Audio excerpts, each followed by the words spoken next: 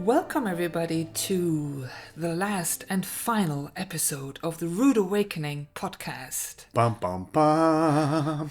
Hi, Jonathan. Hi, Sandra. So this is episode 10, right? Episode 10 of season 1, and our final episode. What did we come up with? We usually think we're very clever when we come up with names, but now we think we're very, very clever. And the name of the episode is Eulogy. Like You. You or me. So, eulogy or eulogy? Eulogy. Get it? Get it? And I read the definition of the word eulogy. It's a praise that's read when a person is deceased, in praise of that person's What? accomplishments. That took a dark turn. Yeah, but you're being praised. Shut up. No, and we chose this title because we've asked last week to send in your suggestions for themes that you're going through for this episode of the podcast, and it seemed very fitting that after going through a lot of immense interchanges that a lot of the times felt like death. To round us off this season of our podcast with the very thing, sort of you're standing on the other end of it and you're looking back in your life and what is it that you want to say or even celebrate instead of continue, old patterns. So going into the new with a lot of vision and inspiration, creativity, Trust, absolutely leaning into the trust and just being like that kid in a candy store, looking out in wonderment into the world and the possibilities that lay ahead, but also honoring the past. And I think we've set ourselves up with this beautiful format, and that holds us accountable too. So every week we've been looking back on what's happened in the last week, and I think it would be nice to sort of look back on last week's episode, Permission Granted. What stuck with you, Jonathan? How did that play out during the week? well, it was very beautiful because, initially we just granted each other permission, or we used the symbolism of having an accountability partner or somebody who you can say that out loud to, but ultimately it's granting yourself permission. And being aware of it throughout the week made me realize on a lot of different occasions where do I still think I need to do or be something instead of just granting myself permission, including having a horrible day or having a reaction to something. So the more I let myself have permission for all of it, and knowing that all of the feedback that comes back is basically because of a much bigger divine choice to make a big step, to make a big leap, like we said, magic or bust. I know all of the feedback, all of the no's, all of the things that my human freaks out about is about this big step, and it's actually all perfect. But granting myself permission that it's coming in, I deserve it, but I also grant myself permission to freak out once in a while. And it's kind of interesting reading all of the comments that came in. That's exactly what a lot of people also are experiencing. So they're kind of on the other side, granting themselves permission to be honest about where they are, and freaking out a little bit because they haven't been used to a career, or they forgot what passion is, or joy, or so it's really interesting that the moment you're not so harsh on yourself, or let's just put it back to myself, the moment I grant myself permission and am kind to myself, then I can let the last bits of reaction out without sort of stumbling over it or creating something that I don't want to create anymore. How was that for you? I think as a overarching theme, it was granting myself permission to relax into the knowingness that Wait, that's an option? at least it's in my fine print. I'm not sure about yours. Granting myself permission to relax in the sense of I'm showing up with everything that I am. I'm not counter creating. I'm not standing in my own way. I'm also not entertaining or engaging in any more bullshit limitations that either I come up with within myself, and those are usually the biggest ones, or that somebody else would like to impose on me. So just really being very real with myself these past days, and it had a beautiful clarity to it too.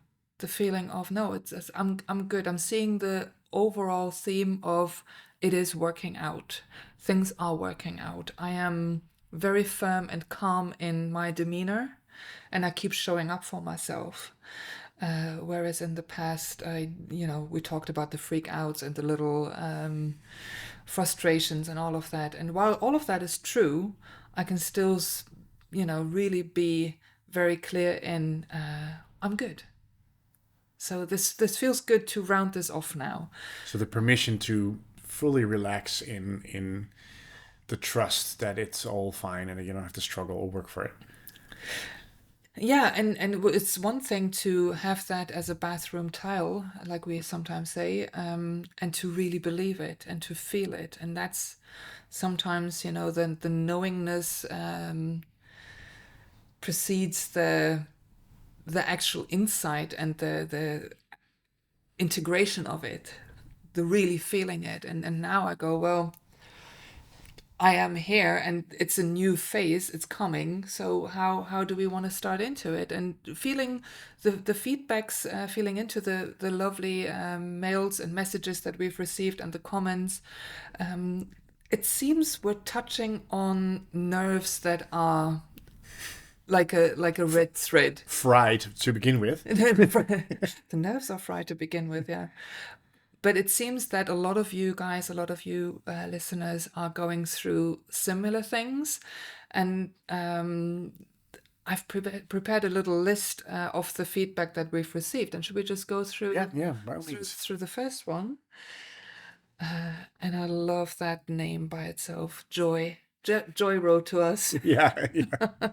It's Joy, it's herself writing to us. She was suggesting the topic, It Comes to You. And I'd love to read her mail because I thought it was so funny. For the next and last episode of the first series of the podcast, I was thinking about It Comes to You. Really? Can we sit on the couch and wait until something, a sack of gold maybe, rings the bell of our front door? I don't think so. I think we have to keep the energies moving. But who has to keep the energies moving? The human or the divine? Or passion? But if passion for life is dormant, what to do? Wait until it comes to you?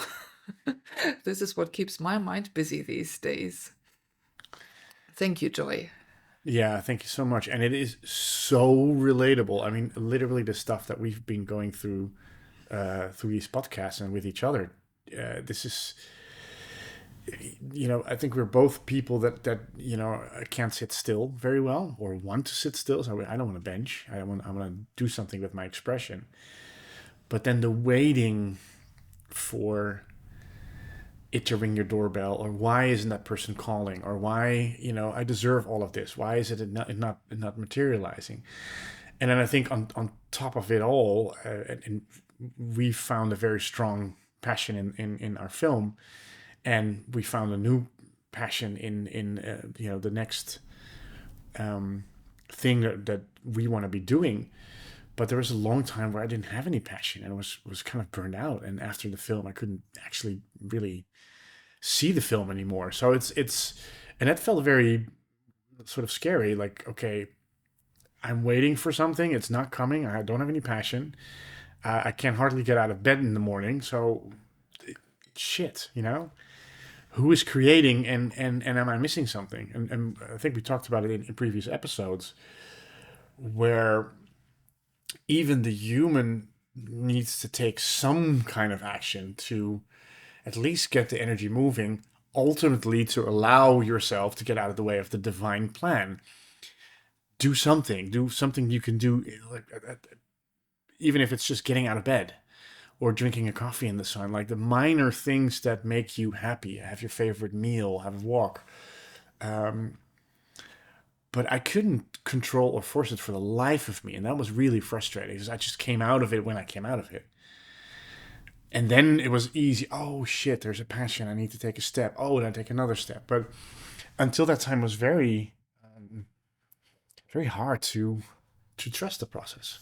I think we've talked about the journey of awakening being a default one, right? Things unravel as soon as you've made that most of the time unconscious choice that it's time to wake up. Right.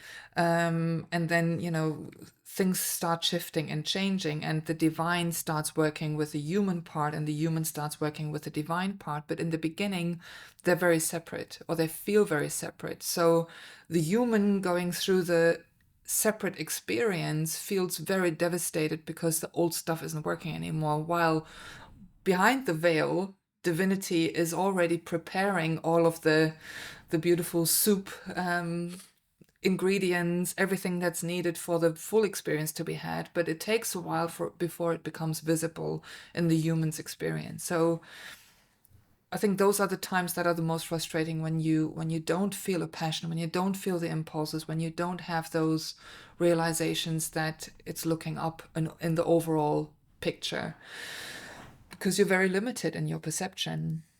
But then I think, coming to the question of joy, like somehow, yeah, it comes to you, but you also have to keep the energies moving. But what part of you and how does that work?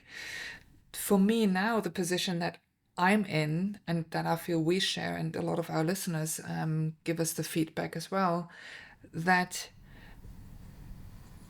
we have to be the recipients, but also the signal sender of, hey, I am ready to move forward. I have said yes to this, so I have to keep the energies moving, and my ability to stay open and to take the steps that are inspired. And even, like you said, if that's just getting up in the morning, and then see that situations, people, connections, opportunities are pretty much really just coming to us. So it just comes to you. That's pretty Yeah. much true. But you need to be awake. You can't stay in bed with your eyes closed and then think, that you can receive those things. So the divine is finally coming into this human realm, I feel, to play, to bring the soup ingredients and to cook it together with the human. So both have the responsibility, the divine and the human, to, cook But the soup there's together. but there's still a delay. And I think that Yeah. that's what sends the human into sometimes panic or despair, is that there is a delay, which is then prolonged by fighting against the old games that we play of, you see, it isn't here, and I prayed for it, or I deserve it, or the entitlement that we sometimes also speak of. While if I get out of bed in the morning and I say yes to everything, including the moods, including the depression, including the wildly unstructured and unhelpful thoughts that I still have from the games I play, because the human is panicking, and I allow them all of them through in my own way, then they sort of make room for almost like a more universal yes, to say, okay, I've called in a big change. I am willing to look at everything. I'm not going to tell you that I like to look at everything. I'm not going to sit here and say, oh, this is so much fun looking at my darkest secrets. No, it sucks very, very badly, but I'm have my eyes on the prize of, I want big shifts and I want to live in magic. So anything that comes back, and we talked about this is feedback, this is the good, the bad, and the ugly, this is all the games that you play, the entitlement, the loss, the frustration.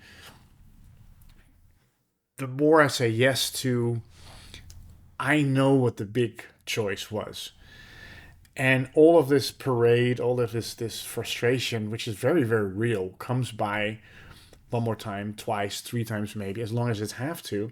As long as I know, hey, it's feedback of the bigger choice, it's actually the no's that make room for the yes, then it's not so hard actually dealing with that and dealing with the frustration and going through. Because when, I think we've seen this constantly the last month, we said yes to everything, moved through, And it was what normally took weeks, months, or years.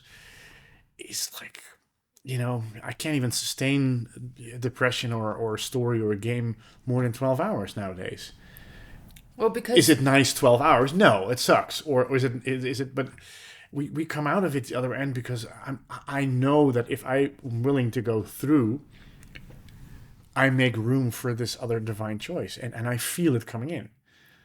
and that's the not putting any details onto it, like, like putting the donkey tails on everything and then getting distracted and really just resisting stuff that comes in, because I think that's not how it should look like. I think that that's the broad, keeping it open, having no agenda, having no expectations or assumptions, but just overall being ready and eager for more. So Yeah. knowing I've ordered it, it's on its way, like just like the Amazon parcel won't immediately stand in front of my door as soon as I've pressed order. It's going to take a while, but it is on the way. So for me, that knowingness made me so okay with everything that fell away. And it's been a lot over the last 4 weeks.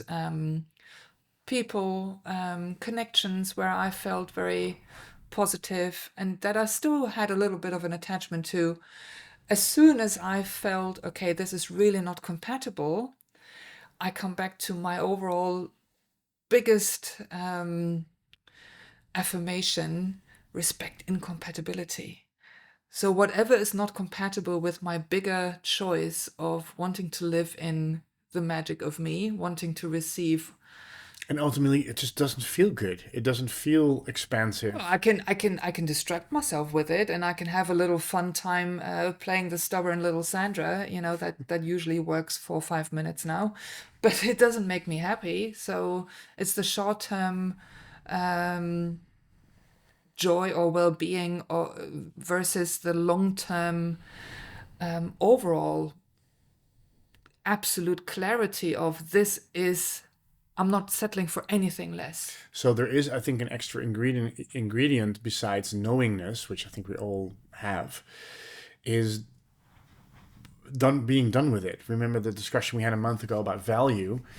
There was a very big point where we both looked at each other and like, enough of this shit. Enough with we made a movie. We're sitting on this mountain of potentials and ideas that we want to do the rest of our lives, and we're going like, me. People are not No, helping us. So let's deconstruct this. And we had each other as a guide, but ultimately it was being absolutely fed up with it. It's like I chose magic or bust, big steps or nothing. I'm not going to do the small stuff, but and knowing that and sort of proclaiming that with, and sometimes by slamming my fist on the table, like I'm done with this shit. So there's a little bit of frustration and anger that actually helps the movement. I think it's like a catalyst. It's like Yeah. it catapults you into that clarity. Yeah, same as proclaiming I'm worthy. Same as proclaiming I'm realized. I'm there. I don't have anything to learn. But the moment I constantly keep questioning it, so there is a moment where you say, "Human, I love you, but shut the fuck up. You're there. Now go attract it instead of hunt everything down, because then you're creating another linear path, another linear journey where there shouldn't be none." So there's a little bit of there's the knowingness. I've chosen this, and then there is a little bit of anger to put things in motions. And after that initial choice, it's just small little yeses. It's small little steps, saying a yes, or when there's a no or a maybe, it's like, okay, what is this actually saying? It's not really a no. It's saying that old is coming by one more time, basically thanking you for not being compatible. Yeah. So the yes is coming in because all of the no's are a bit like rats out of a sinking ship. They're just scrambling everywhere. And of course, you first see the rats before you know what's really going on outside. And I think it's the opposite. I think it's not sinking. I think the old life, like, and hence the term eulogy. We really now get to write, like, looking back at the old human life and old human games and going, okay, that's done. The learning is done. The games are done. And the stories too. I feel, Yeah. the less I hold on to details of the narrative that's in my head that's playing, the identity of Sandra that's limited because, she's German, or that, that's just not free enough to have a certain expression Or whatever the or fuck your star sign is. Yeah. exactly. So all of those, and why I can't do things because I didn't have the right education, or my parents didn't love me enough, or me. So all of the me's, the stories that used to validate my limitation are now gone. Like I really don't feel attached to them anymore. The same way I'm not feeling attached to anything of the stuff that's in my attic that I haven't used in the past years. So you can just go through it and just go declutter the shit and just be left with the core essentials of, and it's very simple truths, this is who I am, this is what I want to experience, and this is my broad choice. Now I'm going to move on from that old life and I'm going to take the joy of discovery into the next step. And I feel that that's oftentimes also what a lot of people, as they are getting deeper into their life experiences, they lose the joy of discovery and the laughter and the lightheartedness. The amount of times I have to remind myself to just lighten the fuck up. Yeah. When you wake up, like I said in the past episode, you wake up in the morning and you just go, "Eh," and now I just laugh it away. Whether I feel like it or I don't, I can have tears in my eyes and I can just But go, it's the same kind of like putting your fist on the table. Like, yeah, no, no more. if I entertain this for all of 5 seconds, I'm down the rabbit hole again. It's like, no, Yeah. fuck Well, you. you know where that one goes. I'm forcing this day to be fun. And if not, then still. Yeah. And it does work. It does work because there really is a lot to be very, very positive about. Yeah. And I really do understand a lot of the reactions that we read and hear from listeners, that they've been on the spiritual journey so long that they forgot how to human, Yeah. how to be joyful, how to what is their purpose, what is their passion. And I must be really honest, if I didn't have such a strong passion, it would have been really hard for me as well at the moment, because I'm like, okay, at least I have that to hold on to. But ultimately, I have to take all of the ideas or the agenda around that passion also off, because none of them really are true anymore, or would able to describe what real magic is coming. And I can feel that what's coming is nothing like I have in my mind, just that I have a passion for storytelling about this journey. And everything around that will evolve. But that's my only thing I know. I know I like good food, and I know I like nature and seeing things in the world. That kind of narrows it down, and interacting with people talking about this journey. And film. So basically that's storytelling. That's kind of my whole passion resume. So it will evolve around something like that. And I have a pretty strong human idea what that should look like, but ultimately I'm opening up to surprising me in the most wonderful ways. But yet every day I do something about it. I get out of bed. I read an article. I make sure I make a nice meal for myself. I'm sure I watch something that's inspirational. I do something every day towards the new company and the new idea that Sandra and I are having. Just feed the beast, you know. And I'm not saying it's going that way, but who knows? And yet holding it lightly. Yeah. And then holding it lightly, so that the feedback could come in and completely surprise you. But I hold it lightly. I don't put a lot of details on it. And I know that's what's coming in is uncomparable to what my mind can think of. So it's I'm starting to work with the divine and the mind in a slightly more balanced way, because the mind knows this. And I think for me, now we're doing a podcast. Basically, we are recording ourselves that we can listen back, and the whole world can listen back to any of those recordings and either relate to it or not relate to it. And I think like we're fine either way. Like this is really meant for people that are on this journey. I totally also get that some people might not even know what the fuck we're talking about, because it's all very vague, right? It's all very like, what is it? It's magic and divine or whatever. But if you know, you know. And Yeah. if you feel it, you feel it. And I can't dumb this down. No, nor will we will ever. Nor will we ever, exactly. So keep evolving, keep the overall broad strokes of And I think that's really interesting. So you can't dumb this down. You just said, but we can't fill it in for other people. So that's why we talk about ourselves a lot. We have each other as a accountability partner, but ultimately we can't. Our formula is not the formula that's for somebody's listening. They can just hear through our stories what we're going through, and that they're not, at least that they're not the only ones going through it or crazy, and that there's other people. But ultimately, there's only your truth, your way, and we talked about it this morning. Like, I need to go through all the gates that I need to go through in order to let it go. And yeah. one time that might be 50 as opposed to you doing one, and the other time it might be 50 for you and one for me, and the other time it might be just one singular movement for both of us. I can't tell. And that's the relaxation in yeah, you make a choice to let it all go and to go through it, one last time, or to let it go one more time because you've chosen for the big step and the big change.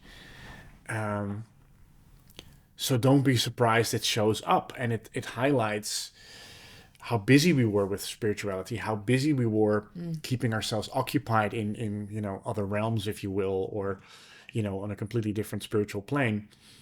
Now being confused on the finish line, and like, oh shit, so now I have to be human and assume and trust that the divine is there helping me. But I've never done that. What the hell do I do? How do I earn my money? How do I find joy in this life?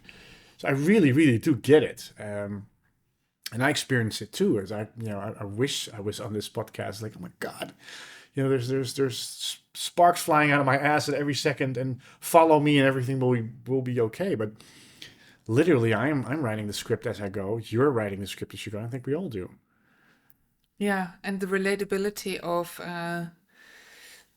seeing a bigger picture in also what the world is going through. I think that's why sharing is so important, that you see this is not an isolated experience that I'm having, that I'm taking very personally. I think we can also, like say we've taken over a lot of the world's heaviness in order to bring our own light into it and to Yeah. process it and to maybe work through it, and now coming to a place of oh, wait a second, there is a intelligence working through all of this, and I don't need to control it. Because the more I'm trying to um, influence what ingredients go into the soup, and how they're supposed to be cooked and how they're grown, and the more I will get distracted from the overall picture, which is you are here to experience a sensual life, being alive in this body. At So this time. yeah, so I've tried all of my life to get a connection to my divine part, and to meditate and to float and levitate, only to now come to a point where I go, fuck, it's really always just been about fully being present here. you know Yeah. that's again one of those counterintuitive cosmic jokes, Yeah. and that bring up a lot of fear now. Now that I'm becoming visible, now that I'm putting myself out there, and that you know I'm not pretending to have the full recipe. The safety mechanisms have to go Yeah. because they're not keeping me safe anymore. And you don't need the recipe. I think that's the biggest mind fuck for me, is that because I was always very mental and very calculating, or very, thinking 12 steps ahead. Usually out of fear, or out of like feeling vulnerable, or they're going to get me. And actually the best thing is to let go. And when I do trust to let go, uh, and lower the bridge to the fortress, and throw all the doors open, it still feels like now I'm really vulnerable. Now I'm visible. I'm vulnerable. People can get me. People can ridicule me, and they don't. And even if they did, it's like, but all the energy that you gain by opening up, so that vulnerable person that I always tried to hide, and subsequently always took over a lot of energies around me. Uh, when it has the doors open and when it's vulnerable, it expends no energy. It's just completely like it takes a lot of trust and bravery to do that initially, but it costs me no energy. While keeping the fortress nice and tight and Yeah. keeping all the cannons loaded cost me a Yeah. tremendous, like 80, 90%. I was always tired. So I rather have complete trust and openness and letting all those walls go and still have the occasional, oh god, it's a no, or somebody judges me, or and have that sting for a little bit, knowing, wait a minute, I this is 1% of the 99% that's free. And that really brings me to what Deborah wrote. Deborah said, what do you do with the safety mechanisms around fear? So allowing yourself to sense without fear. Yeah. Exactly what you just said. At some point, you have to take the whole theoretical concept out of the busy mind and apply it into life, because it's never as scary as the mind likes to make it. No. So there's a lot of fear around, oh, I've put myself into a safety mechanism by hiding from the world, from mass consciousness, to not get hurt, because I'm feeling everything. I'm very sensitive. I'm oversensitive, so I'm shutting myself off a little bit, which works for a while. And I recommend it for everybody that is overstimulated and for everybody that needs to sort of rearrange or recalibrate their senses. But at some point, you have to go back into life, because if you don't apply yourself into life, you will never really see the magic that is already waiting for you. And you've shared something beautiful this morning, Jonathan, that you went to have a conversation with an old company colleague. And while that was very loaded in the past, like, oh, but I know what they're like, and I know, that it's not safe or whatever. Now you bring yourself into a situation that's perceivingly old. And how was that for you? It was spectacular. It was, and I wasn't. I was very aware that these were old thoughts, and this was a long time ago. And I really also taken home in the meantime what my part, because it always takes two to tango. It's not. There's never the dynamic of, oh, those are crazy, and if they are, you can just walk away and don't fuss about it. But staying in the situation and then complain, there's always a dynamic, unless you step out of it, that you're part of. And it was lovely. It was just absolutely lovely, and I can bring my light and my humor and my creativity into it, um, and really see them as doing the same, for them, being creative and inspired and fun. Is like, oh wow, this sounds like fun. This doesn't feel like work. This sounds like fun, and really enjoy and embrace their expertise and lifelong passions in that respect. So it was completely different, and So it was funny to see it, because it was like 7 years ago. So you have this sort of moment set in time that you can then relate to. Hey, I'm putting myself back out there, and I'm not playing the victim game or the blame game or the projecting outward, oh my god, what was done to me game anymore. And it's like, oh, and therefore you're not, so the resonance or the natural energy flow, now that you bring your full spectrum, can meet the full spectrum. And that's either a hell yes or it's a hell no, right? So it's also, when there's no compatibility, you will know in the moment without even needing to be exposed or, like horribly disappointed or whatever. All of those fears just happen in the mind, because you're not the same person anymore. You can't apply the same and thing. exactly, and I think what we said in previous podcast, I did walk into that meeting feeling, if it's incompatible, or if it's something that they ask that I can't deliver, or don't want to deliver, or I feel it's off. I was also very happy to say no, because things, even work, has to be fun for me, and that's a promise I gave to myself. Yes, I'm going to experience magic, and I'm happy. I'm a film director. So You're not going to negotiate where you're going to experience magic. So I can only no, experience I can do magic it. in my spare I time. can do it anywhere. Yeah. And I love my old industry. I really do. But I'm not gonna flog a dead horse or do it just for the money or do it because it puts my mind off things. So I was also willing to walk away from it if it isn't compatible, and that's how it works. So I think letting your guard down and stepping into back into life, then life can surprise you back with different feedback. Yeah. The moment I keep it in theory Yeah. or stay sitting on the couch, my mind always goes to the past, always goes to the old archive of why it was dangerous. And it doesn't even remember it properly because it's always instilled by trauma or something that I really wanted. So it's never sort of neutral. So the way the mind will always regurgitate the same old shit, trying to save you. It's really sweet of the mind. But you can only get yourself new reference by just trying one more time or trying again. Same with relationships, same with work. Hey, I could write a book about dating. exactly. But also about, which is a big theme for me recently, is speaking your truth. And again, speaking my truth was always dangerous in the past. I was my head chopped off by everybody, but also because of my inclination or because of my character, I was also an easy target for that. So there is a dynamic that went back and Yeah. forth until I really learned to speak my truth until not so recently, or until recently, speaking my truth without expecting other people to agree or a certain Yeah. outcome.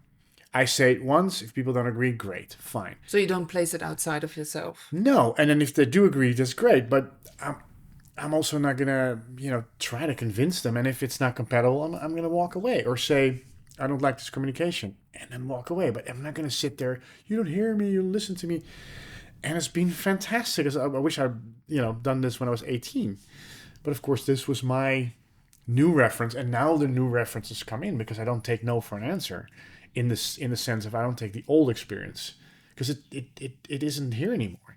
But I only found it out by slamming my fist on the table and saying, I want to experience something different. I am going to experience something different, and this is what. But you don't demand it from the outside. You demand it from yourself. And I think that's the huge difference. Like for me, that really is a switch that is flipped. I'm now bringing my full self into new situations that sometimes are dressed like an old situation, but it can't be the same result because You're not the same. I'm and because it doesn't depend on the other. And that's the mind fuck because you think surely I'm here as a human being, I'm here for the human interaction, so that always involves other people and I can only know myself through the experience with other people. And still I can be free of the choices that other people make for themselves. But unless you go out there and take yourself with you and just try it out and just say yes to what life offers, you won't know because the mind will only come up with old shit. Yeah. And that's also the part where, in theory, now that it's all there, how do you live joyfully? Mary was asking, well, now I'm ready for joyful living and loving life, but how do you do that? Retrain yourself, reparent yourself, and know that it's now safe to be, because that's a vulnerable thing to say, I'm open, I'm joyful, I'm loving life. I might make a fool of myself. Yeah. But it's the same thing. So it doesn't matter whether you're fearful or whether you really want to express your joy, you are making yourself vulnerable in the old protection sense. And you're also making yourself vulnerable in a world that might not understand, that might not see or hear you, that might not agree with you, that might be depressed AF, while you're spreading your joy. And then it's the same thing we talked about agendas is do it anyway because it gives you being joyful gives you joy, and that should be the end of it. Which is easy to say, but when I'm in a not joyful situation, it's very hard for me to smile or be happy. So it is like you say, retraining the mind or retraining to put yourself in situations where I am joyful and I have a joyful disposition. I see things. I see the world is doing great, even though other people see that the world is on fire. Right. So it's no matter what feedback, no matter what agenda, no matter what past, I choose something. I do it, and I do feel sometimes you need smaller steps, and sometimes you slam your fist on the Yeah. table. You can take a big step. It kind of depends on what you believe, because ultimately your human has to okay it. So if your Yeah, human doesn't get out of the way, absolutely. the human will slowly, poison the pond. So there is a limit to how much you can say. Oh yeah, but I'm joyful, and meanwhile my life's going off the cliff. So there is a so what do I need? And it's funny, we're watching a program a lot, a Queer Eye, and it's very interesting how when they talk to people, when they help people very holistically, so with their mindset, their interior, their food preparations, and their beauty regimes, um, one thing just comes back constantly, and it is you have to you can only you only have to take a very very small step, like prepare your favorite meal, or go outside when you're overwhelmed, go walk in nature, or you know play that music and dance around the living room. Just one thing a day that makes you happy. And if you get a routine in that, do two things a day. And a lot of people's in the shows, and it was a great example for our own journey as well, they don't even know how to do one thing. No. Buy a bunch of flowers for their living room. Make sure it's light, it's cleaned, it smells nice. There's a home cooked meal.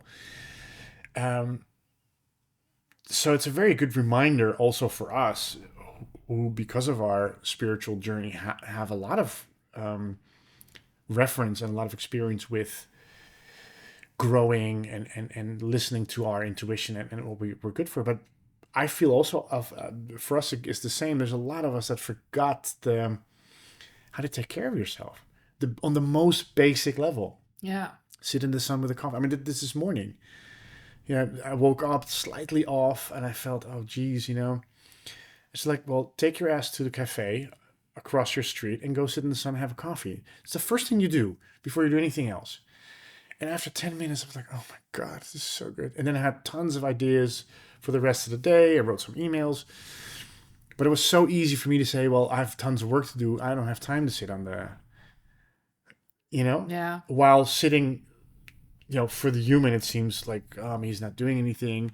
You know, you should, you're running out of money. You should absolutely be working your ass off, being clever. It is very counterintuitive, and there's this one. I think it's like a Buddhist saying, meditate 10 minutes every day, and then if you don't have time, meditate 20. It is very counterintuitive, but the comfort zone for me is has such a magnetism, and it is so difficult to get out of my own sluggish way of actually not really wanting change, Yeah. but then complaining that, I'm not comfortable in my comfort zone. So also what I love about the show that, Queer Eye, um, it just puts people, it doesn't invite them, but it puts people into a different space. Yeah. Here's some change. Try it out. If it's not for you, you can always come back to your thing that didn't work in the first place. But you need to try something else. And I think a lot of spiritual, And they're and I think why it works so well with that show is they're non-threatening. They're very non-threatening, but they go very deep with the subject matter. loving and kind, Yeah. like you would speak to your puppy and like you would speak to a child. Reparent yourself. Be kind to yourself, but push yourself into a place that you know won't yield the same result as you've already had over the past decade or whatever. So, really saying, I know that I need to put myself into a different position. And if I'm wanting to laugh more, if I want to be more joyful, I can't go and meet the same people that make me miserable. Yeah. So, how about I take myself into a laughter yoga class where nobody knows me? I can introduce a part of myself, a version of myself that nobody has a clue if that's true or not. I can make it up. I Yeah. can embellish it, and I can see what possibilities are out there if I'm just willing to leave that Play with it. the magnetism of my own, I can't. And I think it's a really, really great tip because it is even for me, the better the devil you know. It still is the same way that even today and yesterday dealing with some issues, I gravitate towards old solutions that are defense mechanism based. And then luckily I have you to sort of like shed some light on that. I'm like, oh shit, I do that, don't Put I? some light on it. Shit on it and then shed some light on it. Um, no, it's funny. So I made this big choice for big change, which I'm open to for anything. Different house, different country for all I care, right? Because everything I'm planning to do around my passion, I can do from anywhere, really. Uh, but it's scary. I don't want to move. I don't want to step, especially now that it feels very uncertain and insecure. Move house, change jobs. Are you fucking kidding me? Well, that's what you asked for. You want to experience magic. You know you're ready. So Everybody wants change, but nobody wants to change. Yeah. no, like Andrew says in Rude Awakening, everybody wants change, and change is coming. He's like, I don't Yeah. want that Yeah. change. I don't want the change you have to work for. And in our case, working is basically just taking a deep breath, going through whatever no's or whatever feedback of the old of you. It's not other people. You have to go through, and then going, right, that sucked, but that passed through one more time, and I know what I chose. So bring it on. So it does take a lot of patience, a lot of bravery, a lot of trust. But ultimately, it's inevitable. And I think everybody that's listening, no matter how dark it gets, we do know that on some level. And that makes it maybe even more frustrating that it isn't here yet, or it isn't manifesting. But we all kind of know that. Like, I can postpone. I can go another round, maybe 10 rounds. I need this and this and this to feel safe. I need this and this situation to manifest before I can fill in the dots. No. I think the being so kind to yourself to take the steps and increments that are doable for you. So, and that could be different. So you say the small changes that are continuous. I think that usually works really well for me to implement something small every day. And then sometimes you just feel like, okay, now it's time for one big move, for Yeah. one big step, Yeah. putting myself out there again. If you're lonely and you just feel you need some company, go on a coffee date with somebody. That doesn't have to be a romantic thing. It could also be, just go out, meet new people. I think in order to really understand who we are now, after having gone through such an internal shift on the journey of self-discovery, you have to look into a fresh mirror. And there are so many ways now to connect to communities, to groups, or even just to individuals, to people that are also very lonely, especially after COVID. Yeah. Yeah. I think everybody is dealing with that in one form or another. So can we, and that's what I find, the more raw and vulnerable I appear, and the more I say, "Ooh, I'm really nervous now. Ooh, I have no clue how this works. I'm nervous. I'm scared. Whatever." The more it allows the other to say, "Oh, I feel you. I have the same," Also be vulnerable. and then you laugh about it, or you cry together. You know what I mean? It And is. worst case scenario, you go out and you meet somebody and you're vulnerable and the other can't. A, it's not a judgment on you. And B, okay, so that means that other person can't. I feel I need somebody who can be vulnerable too. So that's not my person. That person isn't wrong. You're not wrong or stupid for being vulnerable. You know almost instantaneously, oh, that's not the energy I need at the moment. So without saying, oh, that other people is stupid or I made a mistake, you go, no, try somebody else. Yeah. And then feeling, does that person give me energy? Can I be vulnerable? Does it feel expansive? Am I having fun? it's very, very big movements. It's not small details or yeah, we agree on certain types of politics. It's more like, you know, I don't know what we talked about, but we laughed our ass off, and I spit my coffee out because I was laughing so Yeah, much, and or that's kind of it. take yourself into a light-hearted situation. We went and played mini golf on Monday, and that was so much fun. Yeah. You know, that I can choose whether I want to have a political debate. Or just play stupid mini golf. Yeah, and I think really knowing what nourishes me now and what do I need to feel, to feel safe again, to have that muscle trained and to know there's fun out there. And I think we all also know what what what the areas are. Like some people really like to work with their hands, like either making art or paintings or sculpture or having a big chunk of clay. Some people like to be in nature. There's tons of groups out there that do group walks, that do nature walks. They're everywhere. You meet a bunch of people and you're in nature. So what can go wrong? Yeah. Et cetera, et cetera. Some people like to go to ballet or to a comedy show, or so there's Cooking courses. cooking courses is a great way to meet new people, because if somebody likes Yeah. cooking, that is a certain type of person. There's an Wine eye for tasting. detail, wine tasting, get shit faced drunk and have a ball, We should for offer these for 30 things. bucks. We should offer these things, Jonathan. Hint, hint, hint. Yeah, so and it's great that we're talking about this, because it's a great reminder for me, instead of worrying about it, like, oh my god, I'm not fast enough, and then getting disillusioned and watching stupid shit on the television, and then getting more disillusioned because I just didn't do something that was nourishing to me. Do these kind of things more. And Yeah. go midget golfing. I tried a dish the other day that I had never made.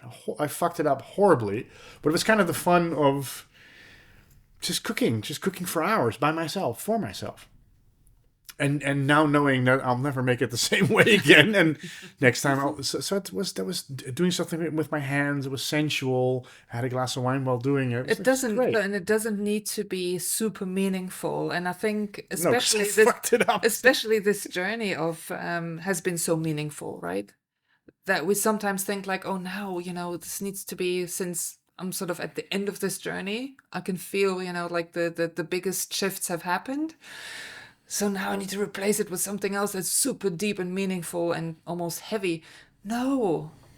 Can you allow yourself to be in the joy of discovery, childlike wonderment, and surround yourself with people that are too? And none of us have an excuse why we can't, because it's at our fingertips.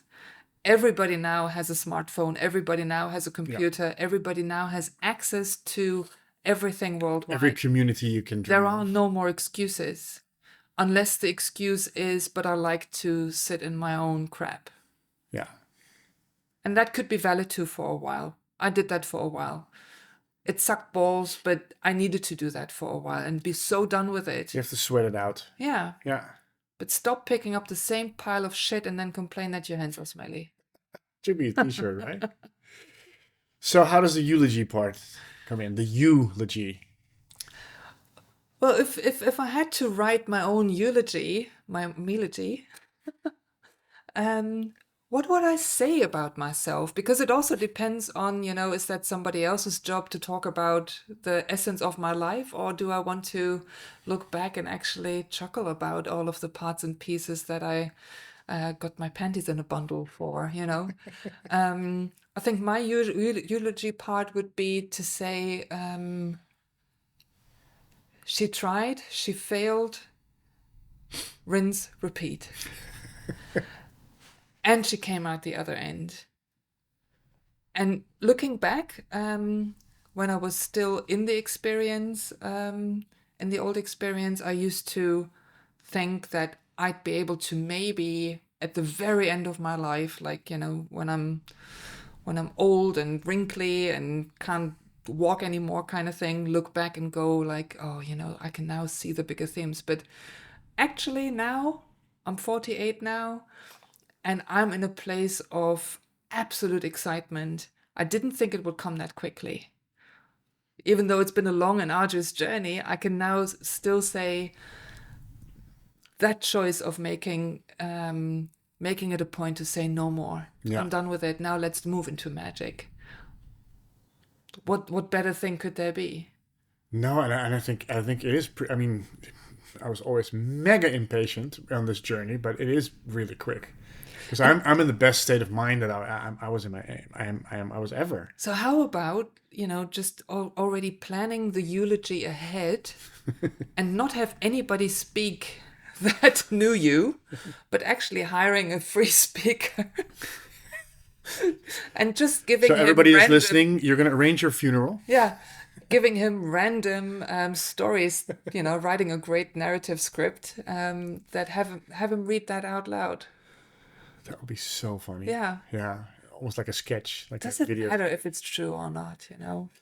No, no, it doesn't. And I feel for me, the eulogy would be like, I worked really fucking hard, like really fucking hard on my realization and getting to a certain spiritual point that I deemed, well, then everything is going to be fine.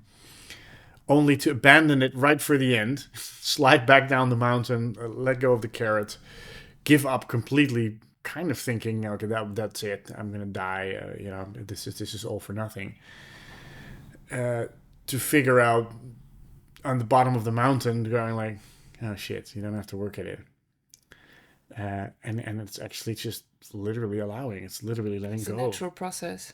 And true magic cannot come in when I'm working hard at it, which is the biggest irony ever. And now it's finally starting to sink in. So it's almost looking lovingly at my own human, understanding every move he made out of fear, out of also feeling the passion, the joy of this. Of I knew it was this lifetime where I would Yeah. figure this out.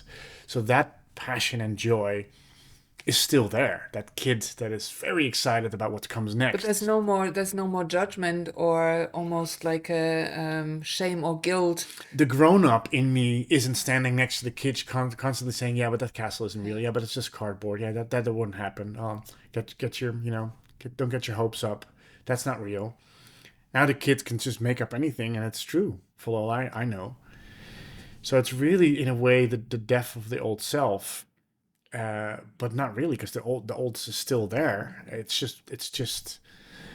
It's working with the divine, and it's getting out of that way, and it's letting the child basically run the show, because the child knows what magic is still. I mean, the grown up doesn't. Yeah, it's the And it's metamorphosis. still happening. So I'm not out of it. I'm writing the script. I think we both are writing the script as we're going along, and we will keep you updated on where that script is going. But I know enough. I feel enough clarity and wisdom and knowingness that this is the right way. The choice that I made, magic is here, and now it's just a question of continuously getting out of the way and saying yes to everything that can help that process be more fluid, in joy and in light, agendaless, daily practice. Yeah. Yeah. We do hope that your reflections keep coming in as a feedback. It gives us a lot of joy reading them and also gives us a lot of reflection on what it is that you like us to talk about. And as we continue into the next season, there will be some changes. Uh-oh. Yeah, We, don't we, really we want. like change, don't we? No, we don't. But we know it's inevitable for growth. So let's keep growing. Let's keep growing with each other. And I hope that this podcast itself is growing into a medium that, will speak to a lot of people. And that's why we chose to also make it available for free. You can listen to it, you can share it. There's no sign-ups required. The only thing that it requires is for you to take that time for yourself. And if we're a good entertainment for an hour or so, then that's awesome. I'm happy to be blamed for that. Me too. Me too. What changes are awaiting us, Jonathan? I don't want to give it away because I'm quite excited about it, but it's literally everything that we've been talking about, our own evolution and following our passion, and taking this podcast almost as a testament to that, to the next level, because obviously it's being listened to. We get great feedback about it. So we're gonna skip one episode next week. We're going to skip a week, yeah. Yeah, just to regroup and implement all the wonderful surprises we have in store for you. And then we will be going live on the 16th. Yeah. With the new season and the new and improved podcast. And yeah. how it's going to be improved and how we're going to add an extra magic sauce, we're not going to tell you. No. So you have to just tune in. Maybe we will give you a hint on Thursday, the 15th. Maybe. Yeah, that week. Just look out for some announcements that are coming. Know that we're busy with preparing awesomeness, and even though we might not be so super present on social media at the moment, it is something that we are passionate about preparing properly rather than just throwing something over the fence. Keep sharing the joy. Keep sharing and keep sharing yourself with other people. Find other crazy mofos that that embrace their flaws and imperfections, and that other rebels in this path, and just make it a party. Make it a party together. Yeah, make it a party, exactly. Until we're back, of course, you can watch Rude Awakening, the documentary. Probably a good idea to watch it again if you haven't watched it in a while. It's a gift that keeps on giving. There's always, like, every time I watch it, there's new layers, even to us making it. How many times have you watched it, Jonathan? Jesus, more than Star Wars by this point. Yeah, please share also the documentary, and share maybe the bonus material version. A lot more insights in there just to keep you entertained. We are making this podcast also available for free, like I said. If you feel inclined, if you feel inspired by it, and if it adds something to your journey, we are very, very, very grateful to receive a donation, a recommendation, whatever you can give freely. If you go to our website, rudeawakening-film.com, there is a donate button. It helps us keep this format alive and keeps us a little bit afloat with the changes that we're making. After all, this is a true passion project for Jonathan and me, and we're also allowing in the abundance of making this durable for us. Yeah, because I think we planned to do this for quite a while. Yeah, it kind of surprised us how we actually kept it up, like, every week, and the continuity of it, even using the podcast as our own mirror and having you guys as a witness has been very, very special. So it really is the next step after Rude Awakening. So we really thank you and honor you for adding your energy to this. Yeah, and walking the talk. Oof, yeah. Hats off to everybody out there. Be well, have a beautiful weekend, and we'll hear you very soon. Bye. Bye-bye.